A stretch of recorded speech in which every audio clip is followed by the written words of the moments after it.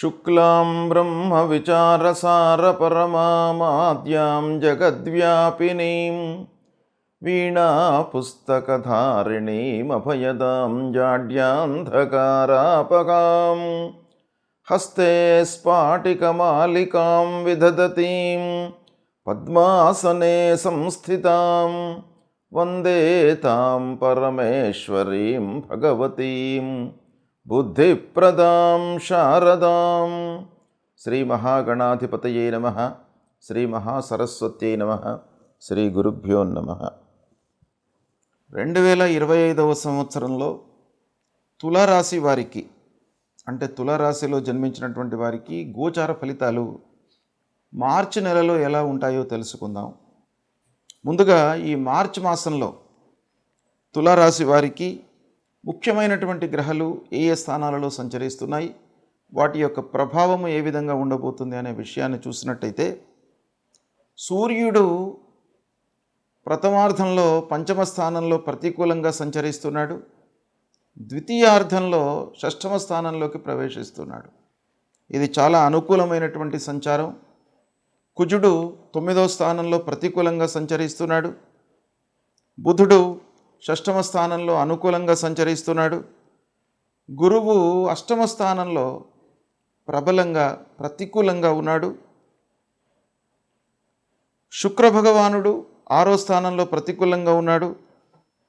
శనైశ్వరుడు పంచమ స్థానంలో ప్రతికూలంగా ఉన్నాడు. రాహువు 6వ స్థానంలో అనుకూలంగా ఉన్నాడు. కేతువు 12వ స్థానంలో ప్రతికూలంగా ఉన్నారు. ఈ విధంగా గ్రహాలు ఆయా స్థానాలలో సంచరిస్తున్నాయి. ఓవరాల్గా మనం చూసినట్టయితే ఎక్కువ గ్రహాలు అంగారకుడు, బృహస్పతి, శుక్రుడు, శని, కేతువు, ఇలా మెజారిటీ ప్లానెట్స్ అన్నీ కూడాను ప్రతికూలమైనటువంటి స్థానాలలో సంచరిస్తున్నాయి. కనుక ఈ మార్చ్ మాసంలో కొంత ఆచితూచి వ్యవహరించడము తులారాశి జాతకులకు అత్యంత ఆవశ్యకం. అయితే ఓవరాల్గా మనం చూసినట్టయితే బుధుడు, రాహువు పర్వాలేదు, బాగానే ఉన్నారు. ద్వితీయార్థంలో సూర్యుడు బాగున్నాడు కాబట్టి కొంత సామాన్యమైనటువంటి ఫలితాలు ఉండే అవకాశాలు ఉన్నాయి. అయితే అనవసరమైనటువంటి విమర్శలకు గురి అయ్యేటువంటి అవకాశాలు ఉన్నాయి.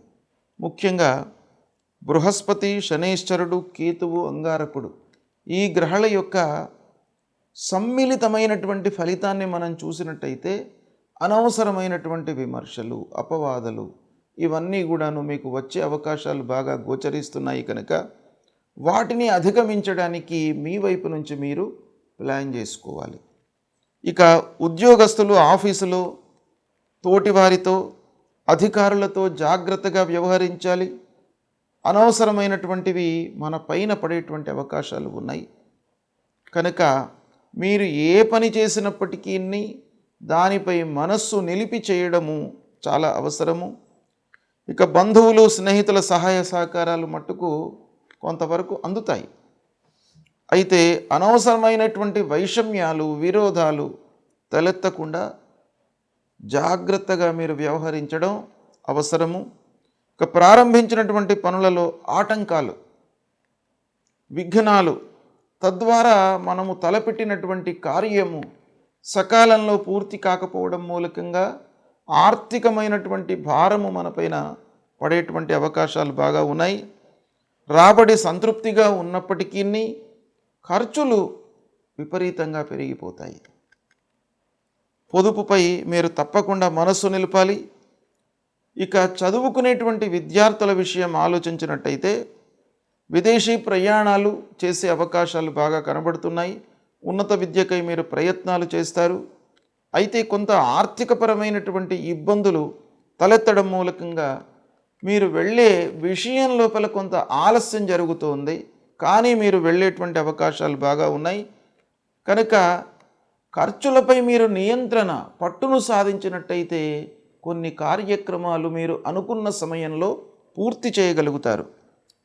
ఆరోగ్యంపై శ్రద్ధ చూపాలి. పనిభారం పెరుగుతుంది ఉద్యోగస్తులకు, వ్యవహారంలో వ్యాపారస్తులకు కూడాను. కనుక నిర్లక్ష్యం చేయకుండా ఆహార నియమాలను, యోగా లాంటివి మీరు చేస్తూ ఉండాలి. ఇక ప్రయాణాలు మట్టుకు కలిసి వస్తాయి. ఇంటి వాతావరణము కొన్ని విషయాలలో సంతృప్తిగా ఉంటుంది, కొన్ని విషయాలలో అనవసరమైనటువంటి చర్చల మూలకంగా కొంత గ్యాప్ ఏర్పడేటువంటి అవకాశాలు కనబడుతున్నాయి. భార్యాభర్తల మధ్యన కానివ్వండి, పిల్లల విషయంలో కానివ్వండి, కుటుంబ పెద్దల విషయంలో కానివ్వండి, మీరు జాగ్రత్తగా వ్యవహరించాలి. అంటే అనవసరమైనటువంటి చర్చలకు తావివ్వకుండా ముందుకు వెళ్ళడం మంచిది. ఇక కొత్త వ్యక్తులతో మీకు పరిచయాలు ఏర్పడేటువంటి అవకాశాలు ఈ మాసంలో కనబడుతున్నాయి. ఆ విషయంలో జాగ్రత్త పడాలి.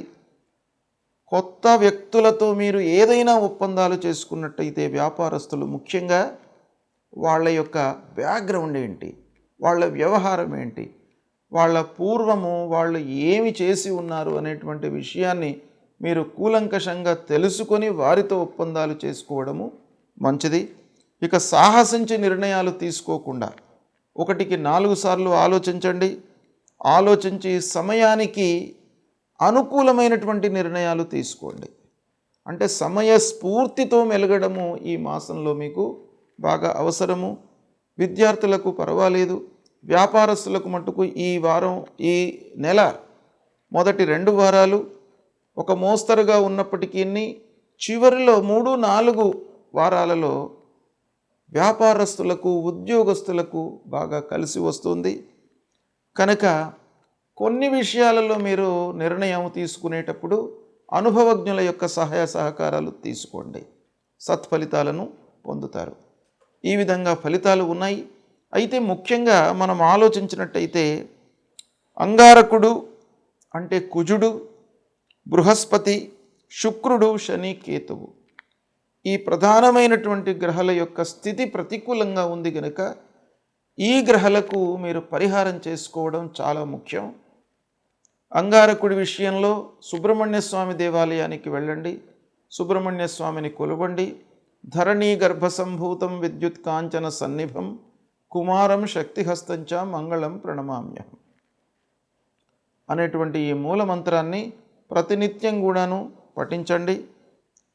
ఇక బృహస్పతి గురువు అష్టమ స్థానంలో ప్రతికూలంగా ఉన్నాడు. ఆకస్మికమైనటువంటి ఇబ్బందులు తలెత్తే అవకాశాలు బాగా కనబడుతున్నాయి. కనుక మీరు బృహస్పతి నిమిత్తమై ప్రతినిత్యం కూడాను దేవానాంచ ఋషీణాంచ గురుం కాంచన సన్నిభం వందనీయం త్రిలోకానాం తం నమామి బృహస్పతిం అనేటువంటి మూల మంత్రాన్ని ప్రతినిత్యం చదువుకోండి.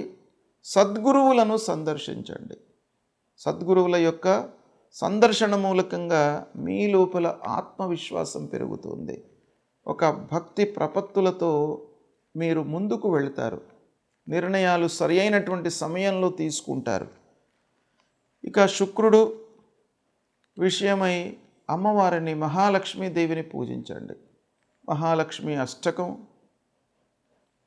తర్వాత శనీశ్వరుడు విషయమై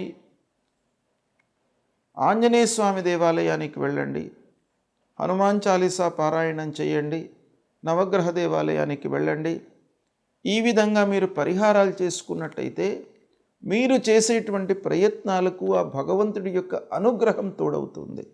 అది చాలా ముఖ్యమైనటువంటి విషయం. మానవీయంగా మనం ఎన్ని ప్రయత్నాలు చేసినప్పటికీ భగవంతుడి అనుగ్రహం లేనిది మనము ఒక ఉత్తమమైనటువంటి మార్గంలో పయనించడం అనేటువంటిది సాధ్యం కాదు. గనక తప్పకుండా భక్తిని పెంచుకోండి, దైవ దర్శనాలు చేసుకోండి. మీకు సుఖమయమైనటువంటి జీవితము అందుతుంది ఈ మార్చి మాసంలో. శుభం.